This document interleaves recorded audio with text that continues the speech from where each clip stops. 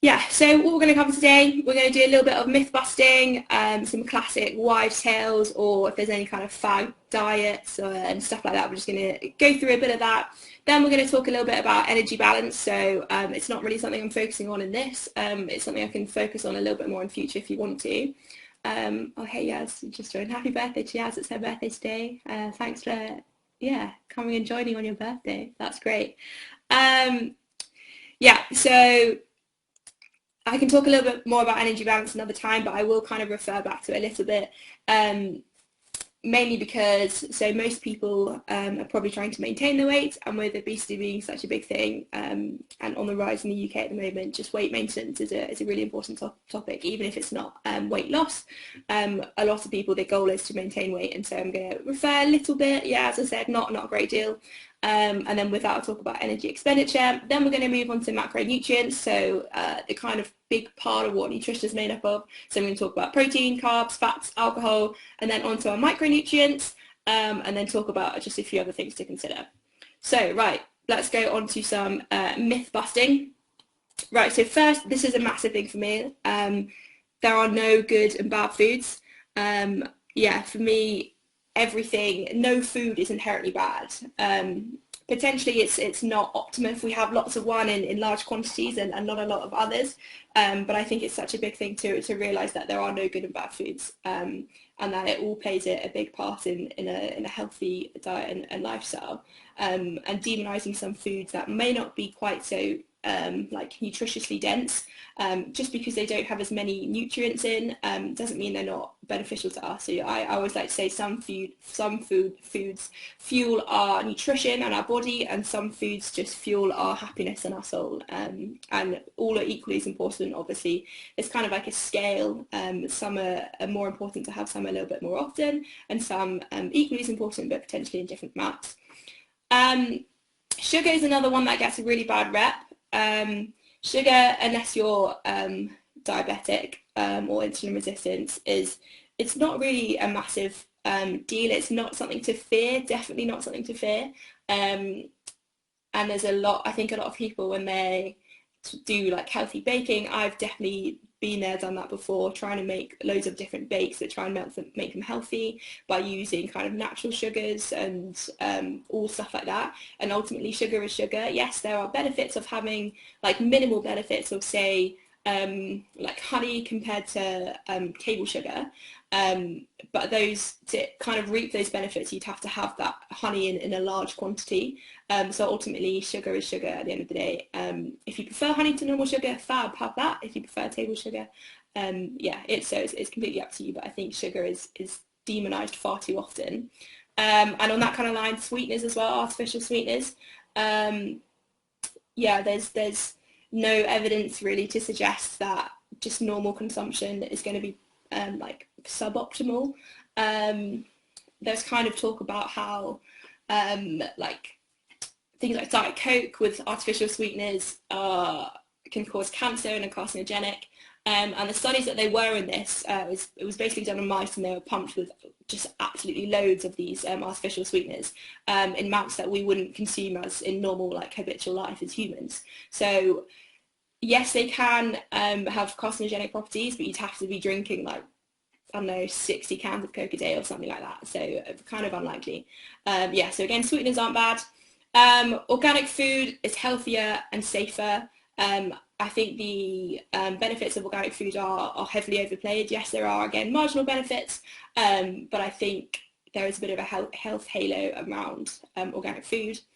Kind of same for gluten. Gluten is bad. Gluten is not bad for you unless you have celiac disease, then in which case it absolutely is, and you should be avoiding that. But hopefully if you have celiac disease, you already know that. Other than that, gluten is completely fine, safe, yeah, everything like that, it's all fine. Breakfast is the most important meal of the day. This is definitely one that a lot of people think, I definitely used to think, but a lot of my clients eat breakfast just out of habit. It's just a habit thing. They wake up, they have breakfast, that's what they do, that's what they've done for years and years.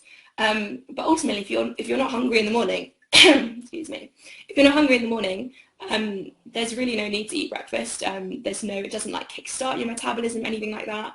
The only benefit is it can kind of, I say set you up, but I mean in terms of routine. So if you have a good breakfast in the morning, it could set you up for like more healthy habits throughout the day, rather than it being any actual benefit itself. It's just kind of more of a routine thing that may benefit you. But yeah, again, if you're not hungry, yeah, there's no point in having breakfast if you're not hungry and eating for the sake of it. A big one, a lot of people think that exercise is the best way to lose fat, and being a personal trainer myself, I advocate people to exercise, and I think there are so many different benefits, but I think often people overestimate the impact of exercise on losing weight, and it's really good for optimal health, definitely, as a routine. There's so many benefits of it, but specifically when talking about weight loss, yeah, the benefits aren't actually, they play their part, but nutrition plays a much bigger part in that. And kind of similar to this, people think that sit-ups will give you abs, and doing like arm exercises, bicep curls are gonna give you guns, give you big muscles, and get rid of the bingo wings. Sadly, we can't spot reduce fat.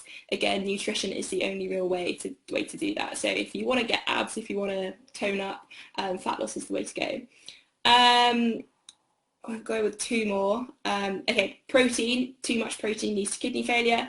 That is another one which is fairly common, that people think, but it is not true. Simply, if you have a fully functioning, healthy kidneys, too much. There isn't really so much thing as too much protein. I mean, there is in the terms of there's only so much you can use, and then you'll pretty much just pee it out, and it'll get used for other stuff. But it won't be damaging for a healthy individual. And on the lines of protein, I'll kind of get onto this later, but you don't need to have a protein shake or hit a protein straight after you train. I'll get into this more next week as well when we talk about exercise nutrition. But yeah, there's no need to kind of be rushing to your protein shake straight after you finish exercise.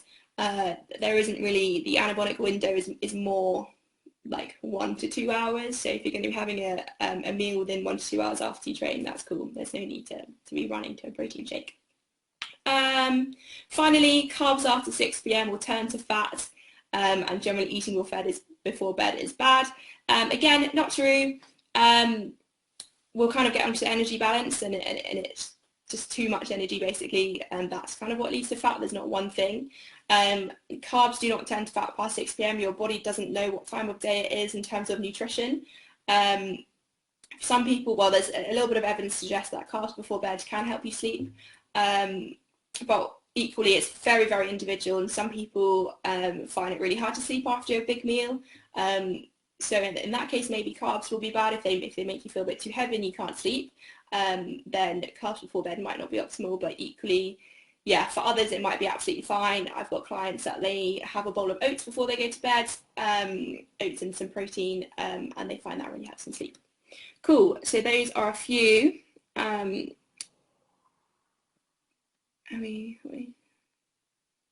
thought it should have something in the first 30 minutes after exercising.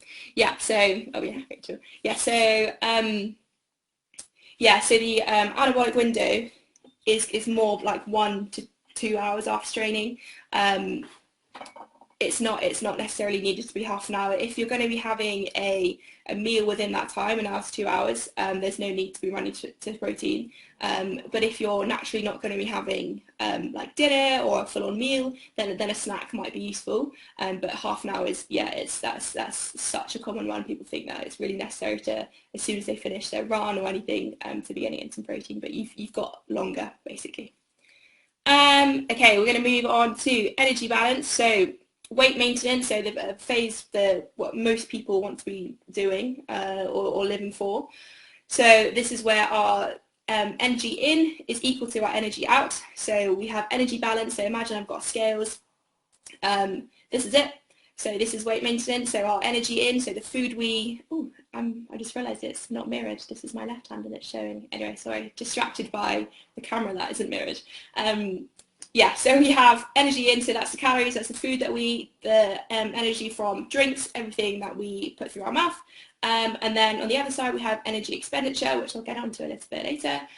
So that's, so energy we burn basically. So weight maintenance is the scales of balance.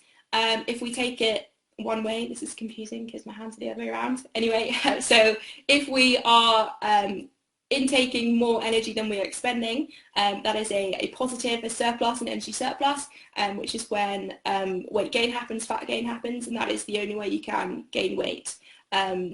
Eating carbs doesn't make you gain weight, eating high fat doesn't make you gain weight, it's eating too much energy is what makes you gain weight. Then the other way around, so an energy deficit, so that is when we're expending more energy than we are intaking. Okay, so moving on to energy expenditure, so that's obviously one half of the scales. So we'll go through it. Imagine a little pyramid. The bit of the bottom is the biggest part of the pyramid, so the biggest factor that kind of helps our total daily energy expenditure, and the biggest part of that is your basal metabolic rate, your BMR. So that is, it's also known as coma calories, so that's the amount of energy you would expend if you were to be in a coma, lying in a hospital bed, or literally just sitting in bed all day watching TV, not moving at all. We burn, so it's 70% of our total daily energy expenditure, so the amount of energy we burn in a full day with everything accounted for, 70% is just, yeah, it's the coma calories, which is pretty, yeah, it's a lot basically. Next up is 15%, and it is our non-exercise activity thermogenesis, our NEAT. So that is all our, it's generally known as like unplanned exercise, so it will be walking up your stairs, walking around the shops, even standing rather than sitting, just your everyday movement. So it's all movement that isn't planned exercise. So that's 15% of your day, and it works out as 3 times more. You burn more, 3 times more than compared to exercise. I don't think I explained that very well, but yeah, hopefully that will come clear. So that is, so we have our BMR at the bottom. Next up, which is slightly smaller, 15%, is our NEAT, non-exercise activity thermogenesis. Then we have, the next part is the thermic effect of food. So this is the energy that we expend, the energy we burn by digesting foods. So I'll explain later, but some macronutrients burn more to digest than others. And this equates for 10% of our total energy expenditure. And then finally, the smallest part that makes up our energy expenditure throughout the day is exercise, and that equates to 5%. So this is why I think it's often highly overplayed. People think exercise is so much more accounts to more calories burnt throughout the day, but actually if we look at the other 3, our BMR, NEAT, and thermic effect of feeding, those equate to more energy burnt than exercise, which is why if people are looking to maintain weight or weight loss, things like NEAT, so the everyday activities, actually they're much easier to have to burn more calories basically with easier stuff rather than exercise. So they can be better things to focus on. Okay, right, moving on to what our food is made up of. So at the start I said the word macronutrients and micronutrients. Let me know in the comments if you've heard of these things, and if you have any kind of conception of what they are. If you know what they are, it would be great to kind of see what people have heard about them, and I'm basically going to talk about them. So macro is, I'm sure you would have heard of macro and micro in various different, like in anything like economics, got macroeconomics, microeconomics, the same thing. So macro is the bigger part of our nutrition, which is protein, carbohydrates and fats, and then micronutrients is our vitamins and minerals. So our first macronutrient, generally probably regarded the most important for pretty much everyone, no matter what your goal is, no matter if you're like an elite sports performance person, if you're looking to maintain weight, if you are part of the elderly population, protein is probably the most important for most people. Not in every situation, but I'd say in general protein is probably most important. It's known as the building blocks of the body. So it's in charge, and not in charge, but it's part of pretty much every bodily function that we do. So from hair growth, if I knew that, 5%. Yeah, I mean exactly. I think that's why it's really important to hopefully make that clear what our total daily energy expenditure is made up of. Never heard of them all. Fab, great. Hopefully you'll learn something from this, and that's brilliant. Yeah, so protein, really important. It plays a role in skin growth, hair growth, and then probably the most common one known for muscle growth and repair.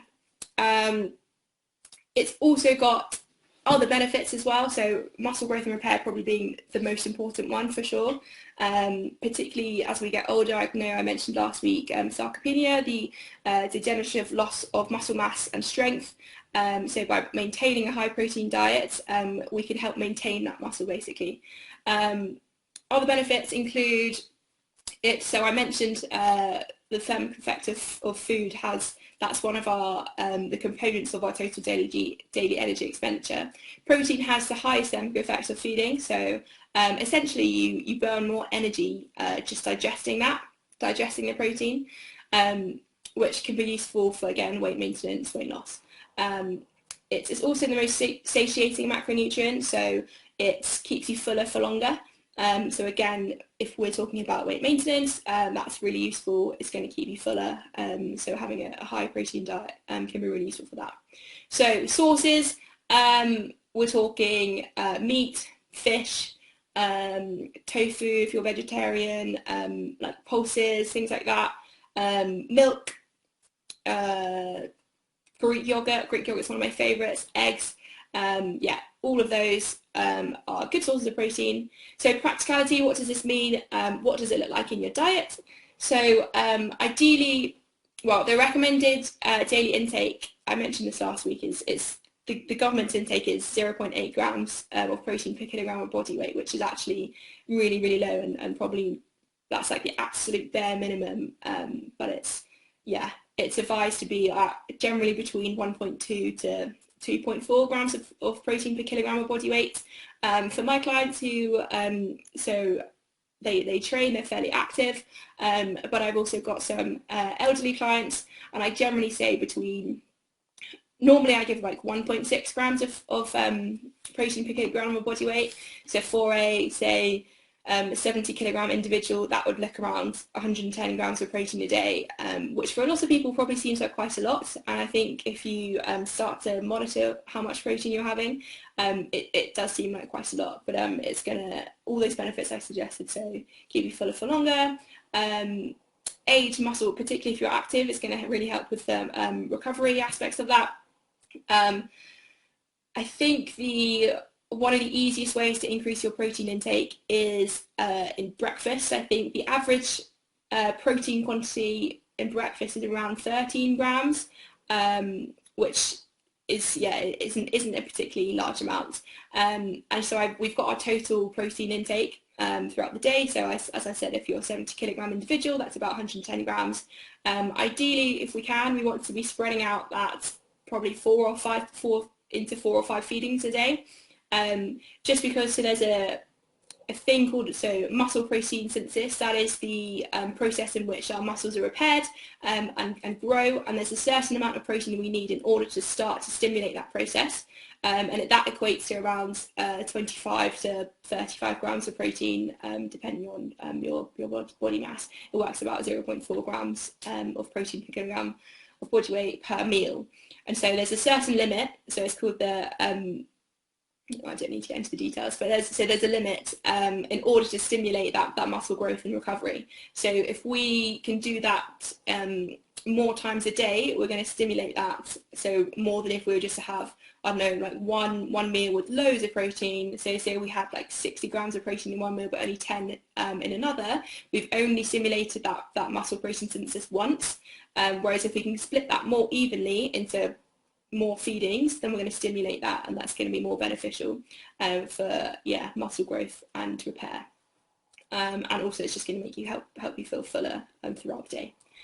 I think that's probably everything on protein. I know that's quite a lot of information. Protein is the one which probably has the most information, and I think it's the most important, so it's good to get into all the little details. Okay, carbohydrates are next. So these are our body's preferred source of energy. We don't actually need them, so there is a process which we can convert protein and fat and use those as energy, but ultimately carbohydrates are our preferred source. So although people can go like low carb and get energy from elsewhere, that's quite a taxing process to convert that, and carbohydrates are our brain's preferred fuel. So their general function, as I said, energy. So once the carbohydrates, we convert those carbohydrates into glycogen, which are then stored in our muscles and then used as energy. They're also stored a little bit in our liver and a little bit in our blood as well, in smaller amounts. So we have simple carbohydrates. So these are our, they rapidly raise your blood sugar levels. So think of like sweets, cakes, fruit from concentrate as well. They're what gives you the energy boost. So Rachel, I know you asked last week, why is it that when we are tired we crave sweet foods? And ultimately that's where the energy comes from. So when you're tired, you're lacking in energy, your body wants that sudden energy hit, and that's pretty much why we crave sweet foods, for that energy hit. Also, if we're tired, we might be feeling a little bit down, and so simple carbs, it stimulates the part of our brain that is kind of likened to a hug, so it's like a happy feeling. So another kind of myth to do with sugar and carbs is that they're addictive, and sugar is not addictive basically.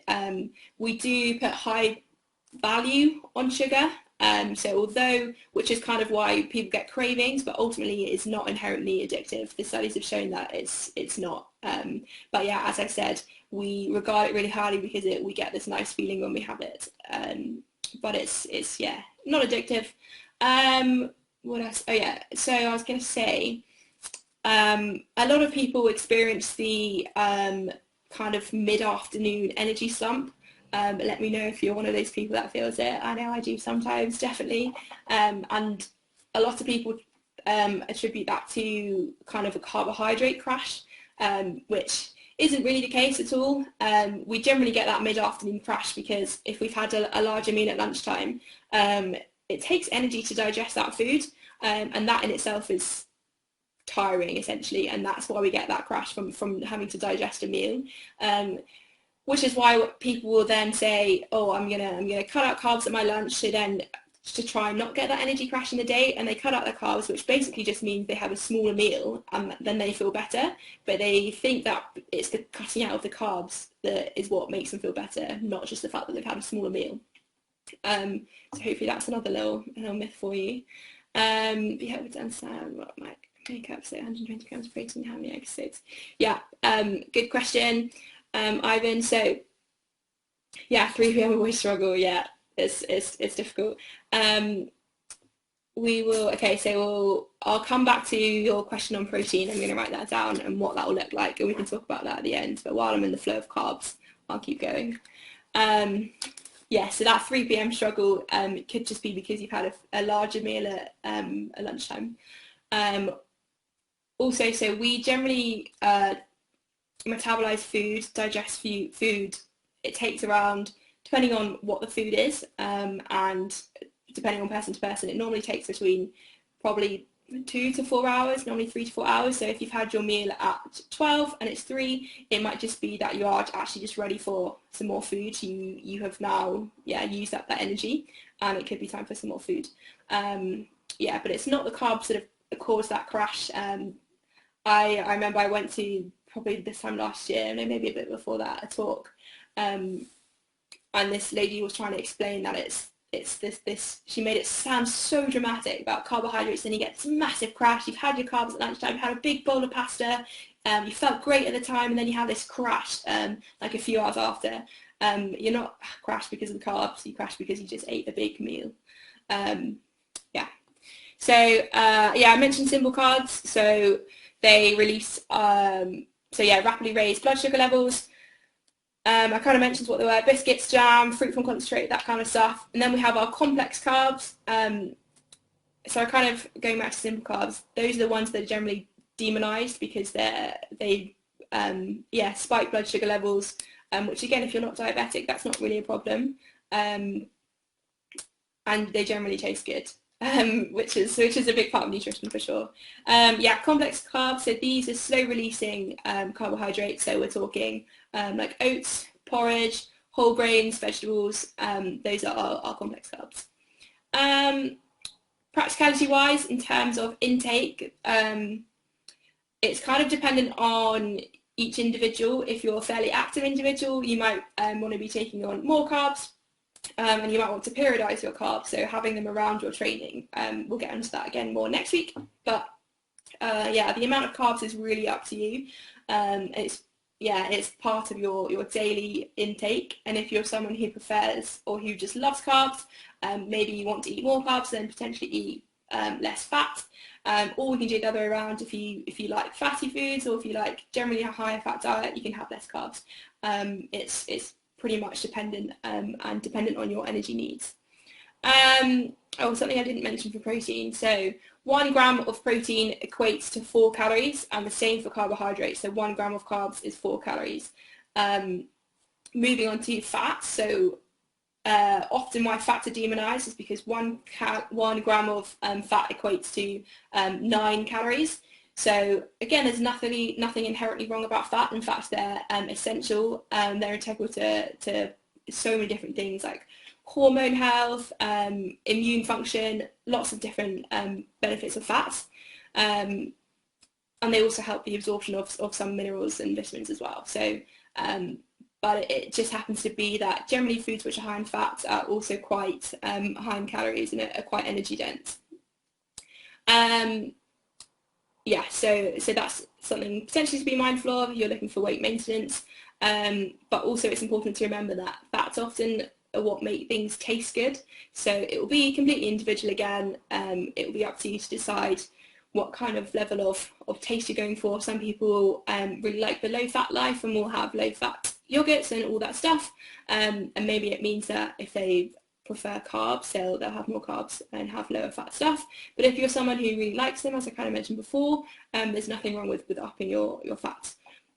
So we have 3 different types. We have saturated, which is kind of butter, red meat, coconut oil. Coconut oil is probably another one with a health halo around it, particularly, what was it, like 2016, maybe that time, it got really big. Yeah, it's actually pretty high in saturated fats, which saturated fat has been linked to cardiovascular disease, and again, it's the fat that's kind of demonized. But it's still important. It also tastes good, which, as I said, is really important. It's important to enjoy your food, enjoy your nutrition. So although this is the one that we tend to limit because it has higher health risks associated with it, including like high cholesterol as well. But you don't need to cut it out completely. Unsaturated fat is your avocado, oily fish, olive oil, sunflower oil, all that stuff. And then you have your trans fats or your hydrogenated fats, so that's your generally your man-made fats, and this probably is the one to avoid. They have been linked to cardiovascular disease, diabetes, so which is margarine, fried foods, basically any kind of man-made thing, pastries, and generally like high processed foods. So that is the one that you want to be limiting. Again, you don't need to cut it out completely from your diet because I mean, pastries are pretty damn tasty. Yeah, just that I'd be most mindful of that. But unsaturated fat is probably what's going to make up the bulk of your fat intake, and then saturated fats still do play a role in that. In terms of intake, unlike protein, it's generally not given in grams. So protein, you obviously have your target grams per kilogram of body weight. Fat is generally done as a percentage, as a proportion of your total daily intake. I'd say the bare minimum is 15% of calories from your total energy intake. But I'd probably go for between 20 and 40%. I know it's quite quite a big gap, a big range. But again, it's kind of personal preference, but bare minimum is 15%, because yeah, they are it's integral for so many different things. Moving on, alcohol. So this one is often overlooked as a macronutrient, just because yeah, it's not. It is, but it obviously plays a kind of smaller role, but it is important. 1 gram of alcohol equates to 7 calories, so that's more than protein and carbohydrates, but a little bit less than fats. It's often a source of energy that we forget about. Yeah, so I'd say so. Alcohol is a sedative. So I mentioned this again last week, but so people go for a nightcap, but it actually can have detrimental effects on the quality of our sleep. So you think that it makes you fall asleep straight away and you go into this nice deep sleep, but it actually means we're probably missing out some of the sleep stages, which are really important to like memory cementation. Cementation, is that a word? Cementing memories. Yes. And it can have undesired effects on your energy balance as well. Alcohol, sadly, is pretty energy dense. And I did have some nice examples of kind of how many calories are in like a pint of beer and stuff, but hopefully I can get that uploaded and you can see for yourself. I had a question about binge drinking for like if you've got a healthy balanced diet elsewhere, what does the effect of binge drinking have on that? And it will depend on what else you're eating and drinking, what your balanced diet actually is, because I think that probably means different things to different people. But probably most importantly, how often you're binge drinking. Yeah, it's hard to give specific amounts and quantities because it does vary from person to person so much, but large quantities, alcohol is a neurotoxin, so it has an effect on nerves, yeah, things like that. And then in the long run, it can have an effect on the liver, which I'm sure we're probably all aware of. But also alcohol is probably the biggest cause, well, one of the biggest causes of fatty liver disease. And it's known, so fatty liver is kind of the driving factor behind diabetes and insulin resistance. So if you are a chronic binge drinker, it can lead to insulin resistance and diabetes in the long run. But it also is enjoyable, fun, sociable. So I'd say as long as I would try and limit your binge drinking, definitely. There's no doubt about that. And as I said, and hopefully explained last week, alcohol does have a big effect on sleep, and sleep is hugely important for so many different things in everyday life, and also when we're talking about nutrition and our nutrition choices and everything like that.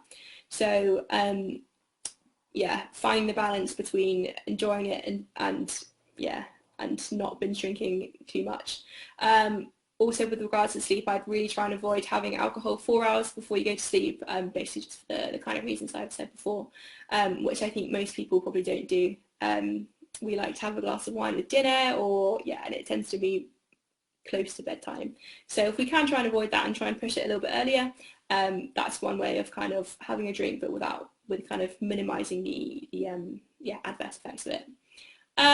Vitamins and minerals, I spoke about these last week. Practicality, I would go for try and get in 30 different types of fruits and vegetables a week, which seems a lot. So if that does seem overwhelming, go for the classic 5 a day. And that is the best way to ensure you're getting adequate vitamins and minerals. Some vitamins are fat soluble, so they are better taken. So like vitamin D, if you do take that, it's a good idea to take it with food. Yeah, just because it's fat soluble, so when you have fats, it basically just gets absorbed better. So I think it's something like 70% of our immune function is in our gut, so keeping our gut nice and healthy is super important. So yeah, go for a wide range of fruits and vegetables, and supplement with vitamin D, just because a lot of people are deficient in the UK. Not everyone, so you can get tested for vitamin D deficiency, but as a general rule of thumb, I generally recommend supplementing it. Omega-3 as well, so that's fatty acids in fish, things like that. Not fatty acids, fatty oils in fish. So if you're not eating 2 to 3 portions a week, I'd supplement omega-3 as well. And to really cover bases, if you're really not a fan of vegetables, if you find it hard to get in the 5 a day, a multivitamin will hopefully kind of cover your backs. Okay, we're almost getting there. Other things to consider: fibre. So in terms of intake, recommended I'd go with between 30 and 40 grams. And I think the average in the UK is around 19, so a lot of people aren't getting enough fibre. So benefits of fibre, generally, so they just maintain bowel health. That's probably the most common one that we know about. They're also, like protein, it keeps you fuller for longer. It's also, well, there's, for 1 gram of fibre, there's 2 calories, so that's, it's just a good way to kind of bulk up your meals, but in a non-energy dense way, so they basically keep you fuller. What else? Sources, so you have soluble fibre, so soluble is kind of oats, berries, apples, that kind of stuff. Then you have your insoluble fibre, which whole grains, brown rice, root vegetables, all that kind of stuff. Best multivitamin in your opinion? To be fair, you can get them from like supermarkets, things like that. I personally don't take them just because I eat a large amount of fruit and veg. But yeah, supermarket kind of standard are just as good. I say, so often vitamin D is included in those multivitamins, but just often in not the required amounts, which is why it's good to kind of supplement that differently. But all the other vitamins are generally in adequate doses in those multivitamins. But I can have a little look into that for you, Rachel, if you want a brand. But I generally think, yeah, supermarket ones are decent enough. But yeah, I would try and get that through your vegetables and fruit first. If you're struggling, try and increase that intake, and then tend to the supplement if necessary. A few considerations for a vegan or a vegetarian diet. I don't know if any of you have seen on Netflix the documentary on there, which is kind of, it glorifies vegan diets basically, which sadly just isn't true. Vegan diets they're not superior, plant-based diets are not superior to non-plant-based diets. And also I think people often forget that you can get vegan foods which are unhealthy. You can get processed fast food which is vegan. But if you are vegetarian or vegan, protein, it's generally a little bit harder to get. You tend to need more protein than those who do have a non-plant-based diet. So I mentioned earlier, say muscle protein synthesis is stimulated. There's an amino acid called leucine, which is what stimulates that process. And that's generally found in meat and dairy products. And it's that amino acid is just not in, it is in like plant-based stuff, but either in smaller quantities, so you generally need more. So it's one of the 9 essential amino acids, and meat and dairy in general, non-plant-based stuff, tend to have a complete amino acid profile, whereas so plant-based stuff, they don't have that complete profile, which is what we need to stimulate that muscle protein synthesis. So weirdly, I think quinoa and soy, they do have a complete profile of amino acids, but just in much smaller quantities. So you can still hit your recommended protein intake, but you generally need more from different sources. So you might have one food that has 1 or 2 of those essential amino acids. You might have another source which has another 3. So just kind of mixing up your sources of protein, but you generally need a higher amount because each of those sources contain the amino acids, but in a smaller quantity. So getting through lots of different types and generally more, and you're all good. I would definitely recommend B12 supplementation for vegans in particular. Although saying that, often plant milks are fortified with it. So just check the plant milks you're having. Often cereals as well. So opt for the ones which are fortified. I think Outgrow, they generally all are fortified. But again, a test to see if you are lacking in B12 can be useful, or supplement, if you don't want to get tested. Iron as well, mainly because iron, a lot of that is found in meat and dairy as well, so that's something you could be lacking in, but it can be fortified in cereal and things like that. Finally, I just want to mention caffeine. So caffeine has a half-life of 4 to 6 hours. So that means if you have a cup of coffee at 3 p.m, by like 12 p.m, you've still got half of that still in your system. So which is going to massively affect your sleep. And again, going back to the importance of sleep, it's not ideal. So I generally recommend limiting your intake of caffeine to before 12 p.m. And looking at your sources as well. So I think there's about, 45-ish milligrams of caffeine in a Diet Coke. In a coffee, there can be around 60. So there's really only a tiny little bit less caffeine in Diet Coke than there is coffee, and I think people just often don't quite realise that. So, yeah, and often you think that you are sleeping well, but it might be that your sleep quality isn't quite as good as it could be, and caffeine could be having a huge effect on that. I think that's probably it. Let me have a little look at these questions. I know, I'll have a look at these. So, 5 p.m. wobbles, Olive.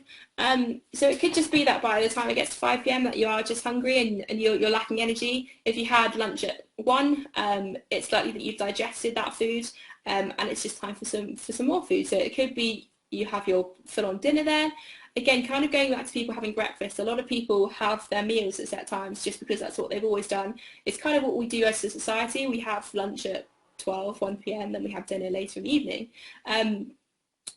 But you can just see these as meals. So meal 1 could be in the morning, meal 2, 12 o'clock. And then if you're hungry at 5, having another meal. And then if you're hungry a bit later, having another one. So it could be either having your dinner or have a snack.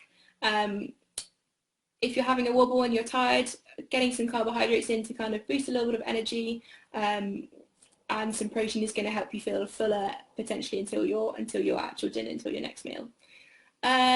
Might eat the day before the hungry I am at breakfast. Any thoughts?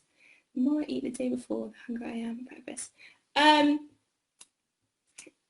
It could be, we could look at activity levels, and if you eat the day before, it could mean that you actually expend more energy, which could make you hungrier the next day. There's kind of no real science behind that. Often, yeah, it could just be down to behaviour habits. I'm sure you're not the only one that has that. Probably goes down to maybe what you're eating as well, but there could be many other things that affect it. Generally, if you've eaten more, it could be if you're eating more like the dinner before, maybe that's affecting your sleep, which can then affect your hunger levels the next day. Yeah, potentially lots of things to think about, but no real reason, I'd say. There's no, yeah.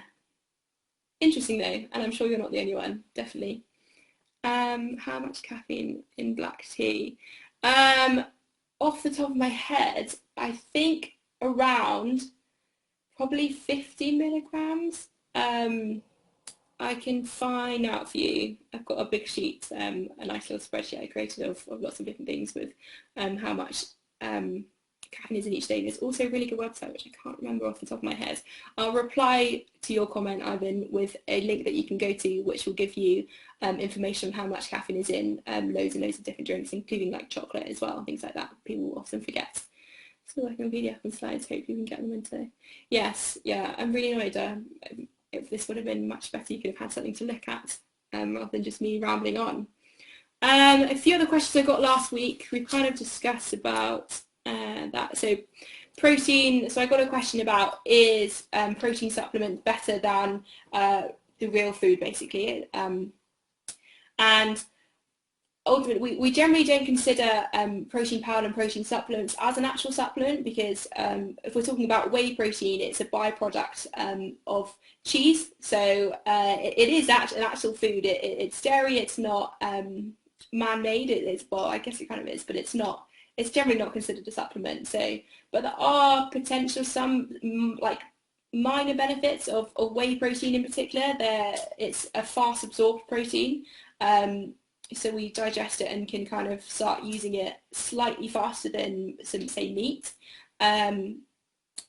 But it goes down to probably what works for you in terms of what's easiest, what's most accessible. If it's easier for you to have a protein shake rather than like a full-on meal after you've trained, then go with that option. But if you're going to be having dinner, I wouldn't suddenly switch your chicken and your roast dinner for a protein shake because you think the benefits are going to be better. So it's kind of whatever works for you.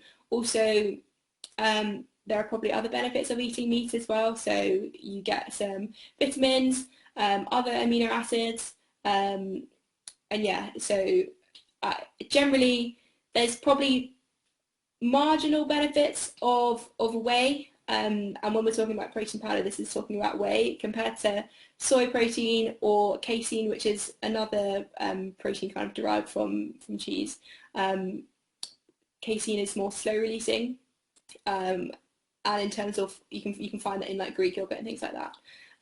But as a protein powder, it basically just, it's up to you. So small benefits maybe of having it as a supplement in powder form just for absorption, but then equally you might get a few more benefits of having it as a meal in meat, particularly if you're having it with other vegetables and other nutrients. I think that's probably everything. Let me know if there are any more questions. I can answer them next week. Thanks for being patient. I have talked for a long time. So next week I'm going to be talking about exercise nutrition. So hopefully what we've learned today, what we've discussed, is going to give you a nice little basis, and we can start applying some of this knowledge into our exercise next week, which is the fun bit, let's be honest. Again, if you've got any further comments, questions, let me know. Ivan, I'll get back to you on caffeine, and hopefully direct you to some sources of what protein looks like. Generally in a chicken breast, 100 grams of chicken, there's about 20 grams of protein. In 100 grams of Greek yogurt, there's between 6 and 10 grams depending on which brand you get. In an egg, there's around 6 to 7 grams of protein.